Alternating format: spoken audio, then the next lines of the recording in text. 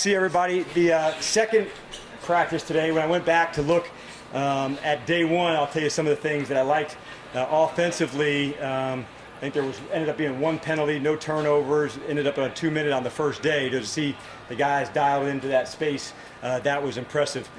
Defensively, we made a big push on communications, and a lot of it at the line of scrimmage prior to, and some of the very best team defenses play in that way, where the communication at the line, linebacker to linebacker, D-line to linebacker, and on down the line.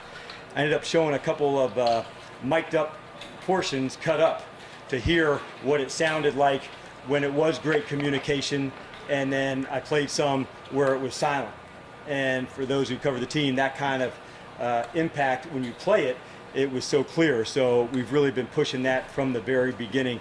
It's not a one-day thing. I'm going to work like crazy. I'm like, okay, coach is working on communication, big deal. I'm going to try and take it as far as I can so we can get to the level where you're calling it out at the line of scrimmage. You're making the checks and the alerts that's so intense and quick and on it. That's when you get to play the best team defense. Not 11 ones, but 11 as one, and we're going to work crazy like crazy at that. And so that's really the emphasis of what it was today. And then we came back out today, had a similar format, and then we'll start our padded portions of practice beginning tomorrow, and we'll even work into an acclimation for that. We'll probably do a quarter or half the practice in pads, half without, and we'll kind of even build up into that. And then in hopes of the next 2 days of this block with pads, and we'll get a better look at some of the things that we need to see too. So glad to open up to your guys' questions regarding the team. Coach, what do you expect to get from Alan Bailey? Yep. And can you give us an update on J.J. Wilcox and Michael Bennett? Sure. Yeah, let's start on the first guys who had gotten injured.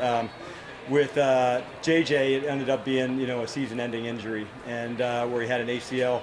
So he had really made a strong impact here amongst his teammates in a short time. So anytime you get the news, that bad news, call or conversation with the doc, it's hard.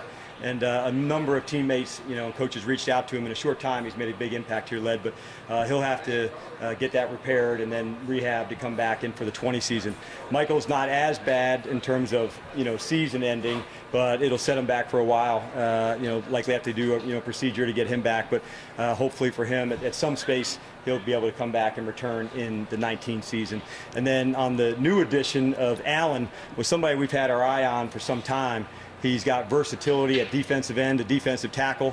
You've been harping on me for quite a while to get a Bulldog here, so I think that was a factor into it as well. So, no, I'm just kidding. But his toughness, his attitude, the edge that he could bring to our club was something that we really, coveted and wanted. And much like AC and Luke Stocker and some others that we've added that have that kind of mindset, and Jamon and James, Allen fits into that mold as well. And he's agreed to term to do his physical and doing some paperwork in that this afternoon. So those are the updates, on our guys who got injured, unfortunately, and the addition of Allen. Were you comfortable with getting some work here in the rain today? You know what? We were. And preseason-wise, you don't know. We know we're going to play a lot of games indoors, but whatever it is, that's what we needed for that day. And so I said, on this day, hey, we needed the rain work. You don't know when that's going to come. So when you have those choices to get it, I think it's better to do it. And it wasn't so sloppy. Of course, we got lightning or something, we'd hop inside, but it was an easy decision to come back out and fight through it. And you may saw a couple of drops today, ones that hit through where on a dry ball that doesn't happen. So when you get the chances for those moments, I think it's worth it, as long as it's not going to affect practice in such a negative way. And after the injuries you had last year, you had a couple yesterday. I know we're obviously not at that point yet, right. But did you learn anything last year in terms of messaging the players, what worked and what didn't work? I mean, beyond even the leadership thing that you talked about. Yeah, I think one message I did. I'm going to tell you one story first. Probably the first person I spent some time with JJ yesterday was Keanu, and I think it was so fresh in his heart and his mind that they spent some minutes together. And I visited with JJ after that, and then as I went to the team, Keanu said, you just can't take it for granted. You never know when those opportunities are taken from you. And I think that was so fresh in his memory that he had shared that with the other defensive guys, because when an injury happens, you definitely feel sad for the player, because there's not only the not playing, but the injury and the rehab that comes back with it, Jeff. But then I thought his message to the defense was, hey man, don't take this for granted. because when it gets taken from you, I think that's a good message, because sometimes you get in the monotony of the day-to-day, but when it gets taken, that hurts. So I would say that was one that was fresh to come back to for the players, but for me, always having the contingency of who's got the versatility to play more than one spot. From last year, it's always been in the back of my mind. I would say even at a heightened level from 18 to 19 after going through it and not playing at the standard we'd hoped we would at some spots. Was there any point last year where you wallowed a little bit at all? I know you wouldn't want to admit that, but coach generally go past it now as you look back. I think probably the better term for me would say, like when you second guess yourself, to say, would a better idea had been, okay, a different player in a different spot, and had I tried that earlier when I look back, like the old hindsight is 20/20, I definitely had some of the hindsight conversations with me. When some of the injuries happen early, you have a tendency to say, he'll work through and on the job train and get better. And so in some instances that happened and some it didn't.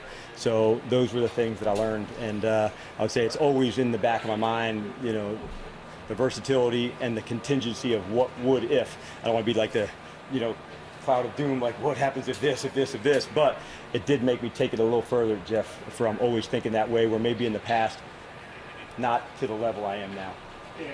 Kind of on the same subject, do you look at guys who are coming back from rehab and stuff like that? I remember last year, Dion, everybody thought Dion was going to be back. You guys took it slow with Dion, and he came back when he was ready. Yep. Does that change your approach at all when you're looking at guys that are coming back from rehab? You said, hey, you know what? Maybe let's go a little bit slower than maybe these guys want to go. Yeah, I would say the player always wants to get back faster, and I think for us as the team, we always want to almost take it further.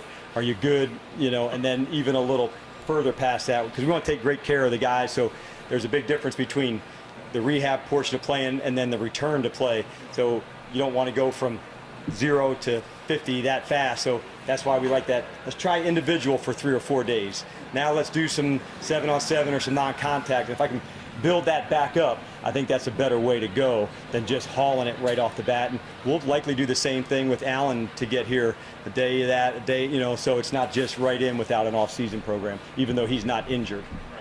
And you just brought up something. So with Kiana and Ricardo, Yep. that's kind of what you're doing. I know we see him out there doing some 11-11 on drills, but Yep. you don't want to do too much right now. Yeah, correct. I think these blocks to me, whether it's 4 to 6 a day, and then you can take it 6 to 8 and then to 10 where they get to their normal allotment. They're wanting more, and that's what you would expect. But it's, I think, best in this space to say we're looking to gradually get them back to where they're at. Physically, they look great and feel great. But for me, I just want to make sure that I don't go too fast, too soon, even though they're ready. In general, is there a line between, or a balance between how hard, in general, guys, how hard you want to push them when you're worried about injuries, the more you're hitting heads, you gradually work up more, you just go full bore, let the chips fall over the net? I think the first part, and so what we'll do is we'll have like a portion of practice that'll be in pads. It'll be the first time I'm doing that, but the studies have shown a lot of the injuries happen on the first 2 days of the pads from not just the whole NFL. So I'm going to try and take a little bit of a different approach and say, all right, this portion's padded and then the next one's not, and we'll kind of build up to it. I did tell the team the same way we take care of each other now at practice in July is going to be the same way we should take care of one another in January in practice, and they should feel alike. There's not any difference. Okay, I'm going to dive over a guy and full speed tackle him here because it's July. I just told him, I said, there's about 60 of you that know this, and there's about another 30 that don't, because they're really going for it. But I wanted to make sure we're committed to playing the rookies in the preseason. I think our experience has shown that from the play time for those players. And so they know that coming in, that they're going to get some real legitimate play time here, but they got to prove some trust on the field too. But yeah, as a rookie, like, what do you think? Like, they're going to notice me. So I have to do that with smarts too, because everything counts. Yes? The interest in Bailey began with losing Means in OTA? No, we actually brought him in the spring. And so it might have been during like one of our phase 2 sessions. So we've known Allen for a long time and had followed him. And so right after the season, when he was a free agent, he was somebody that we had targeted. But due to what you guys have recently covered, there were some people that were in line of who we would potentially sign first. So hang in there, buddy, hang in there. And I'm really glad that he wanted to be a part of this because we really wanted him to be here. Just talked often about, each year trying to add a little something to his game, looking at what's happening in the league, trends and everything. Right. What do you think he's at with that process now, especially with Dirk and Lamar? Yeah, I would say what's probably the biggest difference league-wide is the scoring. I don't know, there was maybe, if we look back 10 years ago, it might have been like, I had one team, that averaged over, was it 25 points a game? Now there was like, was it 12 or 15 or something? So like the amount of explosive plays and scoring that's taken place, that's higher than it's ever been. And so what Matt has had the ability certainly to do, and Dirk as well, like they're part of that trend. In terms of both of those guys together, separate and together, they've been a part of high scoring programs. And so I think they know how to attack, and they like to share those concepts together. Bailey, was it a matter of you just wanted to confirm, you told him to wait and he well, I think there's a recruitment process called, Jace. So, like that goes with text, and so you'd have to refer back to Dwight Freeney. He got harassed by me for quite a long time for text over his summer, and Alan had certainly the same harassment over his summer from me as well. So theoretically, he could have gone somewhere else. Yes. But yeah, he's taken visits to other clubs. When did you kind of feel you had a good vibe that he would wait it out and end up with you guys? I didn't know if he would. I just hoped we'd have a chance to, and so sometimes those ones have worked out for us, and I won't tell you the guys we recruited that haven't come, but I would say like when it has a chance, when it's the right fit and what the player is looking for, and you have an assessment of that, it was good. He was real honest what he was looking for, and I think having Bob Sutton here made an impact as well, because Sutton could speak to Alan in terms of what he can do, and I would think you guys will get to know Bob as you're going, but he's a real trustworthy, straight shooter, and I think if Bob would tell him this is what it's like, he had told Alan, you need to be around the players here and feel it, and so that's why he came in for the visit. And being around our program with the players, I think I'd rather the free agent come and spend time with the guys so they say, okay, that's the environment I'm hoping to be a part of.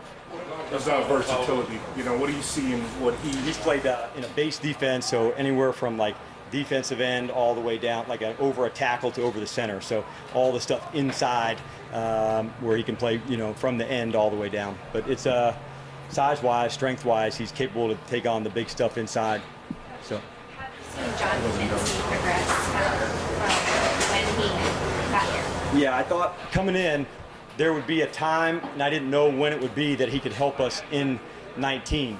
And so when I first thought maybe it's later, but he hasn't showed that it has to be later, meaning November, December, and they take more time in coaching. So his attitude to do it is like almost contagious, because you want to coach him so hard because he wants more. And so that kind of attitude, I'm not going to put any limitations on him now that I've spent time with him.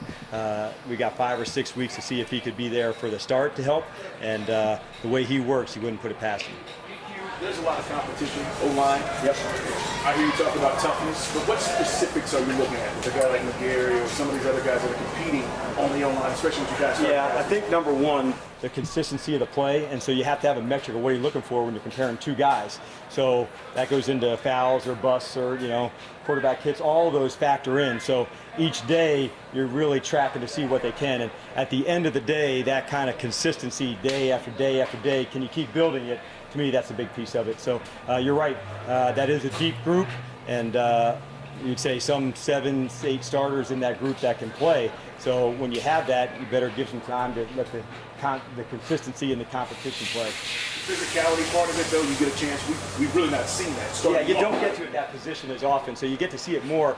The big guys, you can throw and catch for the skill guys, not the big guys. So it's definitely, practices sound different with pads. All right, you guys have a good day.